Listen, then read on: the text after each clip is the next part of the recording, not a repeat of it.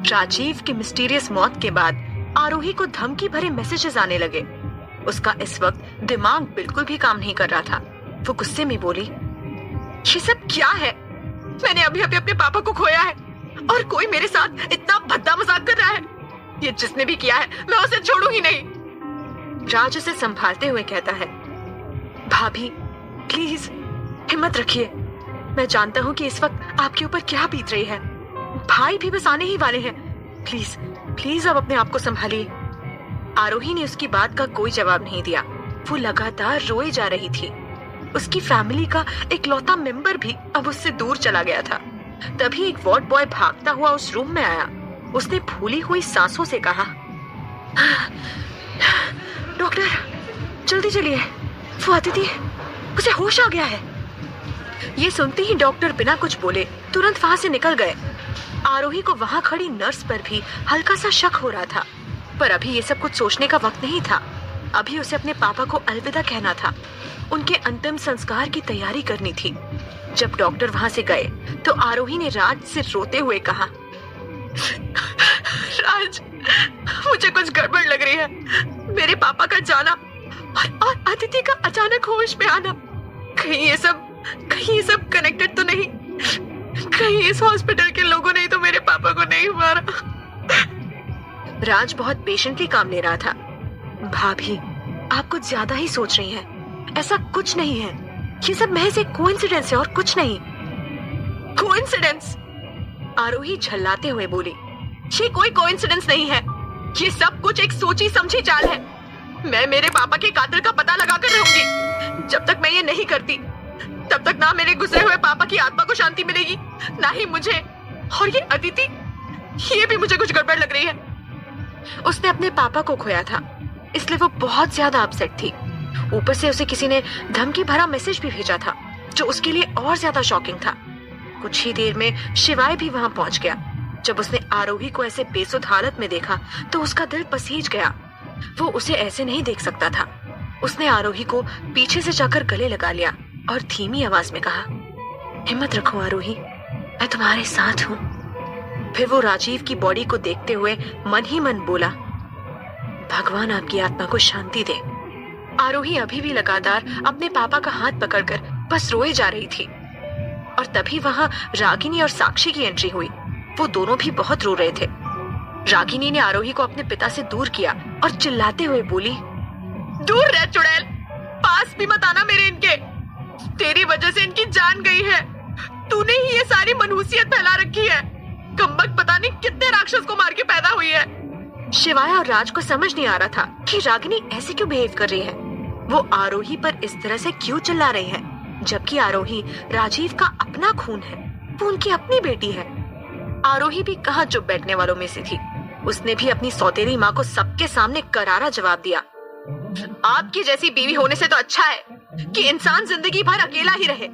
मुझे समझ नहीं आ रहा कि आप इनकी पत्नी हैं या फिर कोई दुश्मन। आपके पति दुनिया छोड़कर जा चुके हैं। मेरे पापा मुझे हमेशा के लिए छोड़कर चले गए और आप यहाँ पर आकर मुझे ताने मार रही हैं। हालत चाहे कैसे भी हो, आप अपनी हरकतों से कभी बाज नहीं आती। आपको दिखाई दे रहा है कि आप क्या कर रही हैं? रागिनी फिर गुस्से में बोली, तो तू जवान लड़ा रही है। पहले ही तूने क्या हमें कम जलील किया था कि अब यहाँ पर भी चालू हो गई। अगर तूने मुझसे और ज्यादा बकवास की ना तो अपने मरे हुए बाप को अंतिम संस्कार तक भी नहीं देख पाएगी। आरोही का गुस्सा अब 7वें आसमान पर पहुंच गया था।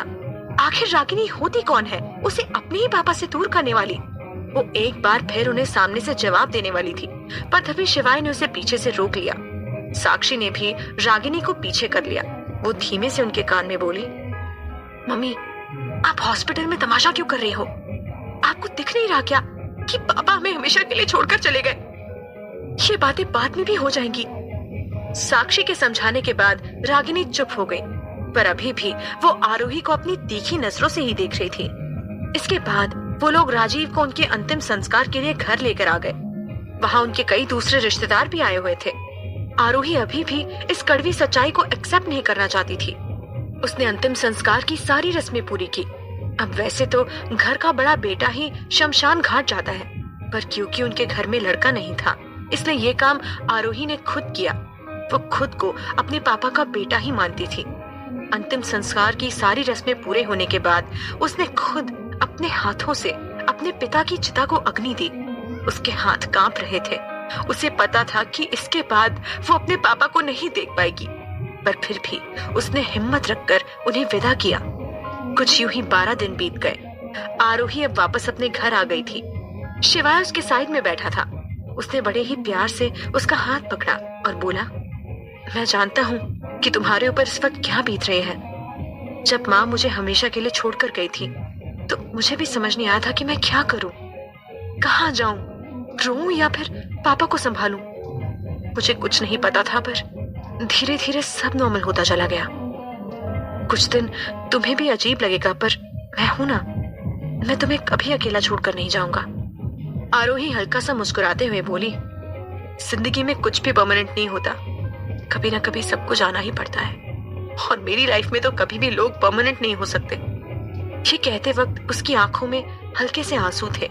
शिवाय समझ गया था कि उसकी इन बातों के पीछे कोई बहुत बड़ा दुख छुपा है। आरोही वापस अपने घर आ गई थी, पर अभी भी उसके मन में बेचैनी थी। एक अजीब सा डर था। उसका घर पर रहने का मन नहीं कर कि काफी सारे पैसे राजीव के अंतिम संस्कार में ही खर्च हो गए थे, और अब वो इन सब के बाद शिवाय के साथ नहीं रह सकती थी। उसने खुद से कहा, आई एम सॉरी शिवाय, पर मुझे लगता है कि मुझे अब यहाँ से जाना होगा। मैं बेचैनी के साथ नहीं रह सकती, पर मैं कहाँ जाऊं, किसके पास रहूंगी। ये सोचकर वो थोड़ी सी उदास हो गई। उसे पता नहीं था कि वो आगे क्या करने वाली है। बस उसे कैसे भी करके इस घर से निकलना था। अगर वो किसी मुसीबत में है भी तो वो शिवाय को इन सब में नहीं घसीट सकती थी। पहले ही उस पर शिवाय का बहुत एहसान था, और जब से उनकी शादी हुई थी तब से कोई ना कोई मुसीबत ही आ रही है। आरोही नहीं चाहती थी कि उसकी वजह से शिवाय को कुछ भी हो जाए, इसलिए उसने इन सब से अलग होने का फैसला किया। उसने जल्दी से अपना सारा सामान पैक किया और जाने से पहले एक लेटर लिखकर ड्रेसिंग टेबल पर छोड़ दिया। उस लेटर में उसने काफी कुछ लिखा था। इसके अलावा उसने शिवाय का क्रेडिट कार्ड भी वहीं पर रख दिया था। वो अपना सारा सामान लेकर चुपचाप घर से निकल गई। बाहर आते ही उसने ऑटो लिया, अपना सामान उसमें रखा और एक आखिरी बार शिवाय के घर को देखते हुए वहां से चली गई। ऑटो वाले ने उससे पूछा, मैडम कहाँ छोड़ना है? ये सवाल सुनते ही आरोही मन ही मन बड़बड़ाने लगी। मुझे कहाँ जाना है ये तो मैं खुद भी नहीं जानती। तभी उस ऑटो वाले ने फिर ऊंची आवाज में पूछा, मैडम बोलिए ना, कहाँ जाना है? जब आरोही को कुछ भी समझ नहीं आया तो उसने अपने पुराने अपार्टमेंट का एड्रेस बता दिया, क्योंकि फिलहाल उसके पास रहने के लिए वही एक जगह बची थी।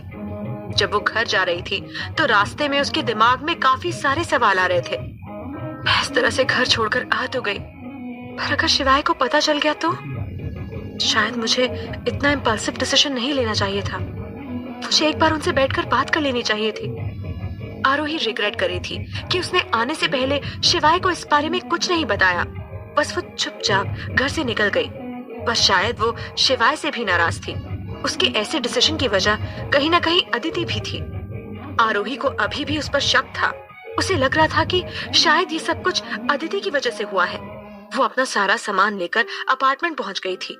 अंदर आते ही उसने दरवाजा बंद किया और बेसुध बेड पर गिर गई। उसे कुछ होश नहीं था। उसे कुछ भी अच्छा नहीं लग रहा था। शिवाय की वजह से उसने एंजल ग्रुप भी छोड़ दिया था। उसे किसी नई नौकरी की तलाश करनी थी। नौकरी का ख्याल आते ही वो उठकर बैठ गई और खुद से बोली, चल आरोही, फिर से काम पर लग जा। बहुत कर ली इतने दिन ऐश, अब मेहनत करने का टाइम आ गया। इतना बोलकर वो फिर से ऑनलाइन जॉब सर्च करने लगी। वो कॉफी पीते हुए अपना काम कर रही थी कि तभी उसके घर का डोरबेल बजा। आवाज सुन वो खुद से बोली, इस वक्त कौन आया होगा? कहीं शिवाय को पता तो नहीं चल गया? नो, अब मैं क्या करूं? उसकी गेट खोलने की हिम्मत नहीं हो रही थी, पर घंटी लगातार बजे जा रही थी। अब तो उसे दरवाजा खोलना ही था। चाहे बाहर जो भी हो, उसे फेस करना ही पड़ेगा। कब तक वो ऐसे चोरों की तरह छुपती रहेगी? डरी सहमी आरोही ने जल्दी से जाकर दरवाजा खोला। उसे लगा कि शायद बाहर शिवाय या राज में से कोई खड़ा होगा, पर वहां 3 आदमी खड़े थे जिन्हें आरोही दूर दूर तक नहीं जानती थी। देखने में वो गुंडे मवाली लग रहे थे। आरोही उन्हें देख हैरान हुई। उसने पूछा, जी कहिए, किससे काम है आपको? बीच में खड़ा आदमी उन दोनों साइड में खड़े गार्ड्स का बॉस लग रहा था। उसने आंखों पर चश्मा भी लगाया हुआ था। हट्टी कट्टी बॉडी थी और शरीर पर कई जगह टैटू बने थे। वो अपनी मर्दाना आवाज में बोला, देख मेरे साथ टाइम पास मत करना, बस इतना बता कि क्या तू ही आरोही अग्रवाल है, हाँ या नहीं। आरोही ने जब उस आदमी से इस तरह से उसके बारे में पूछते हुए सुना तो उसके पैर कांपने लगे। उसे समझ नहीं आ रहा था कि ये क्या हो रहा है, वो लोग कौन हैं और उसे उन्हें सच बताना चाहिए भी या नहीं।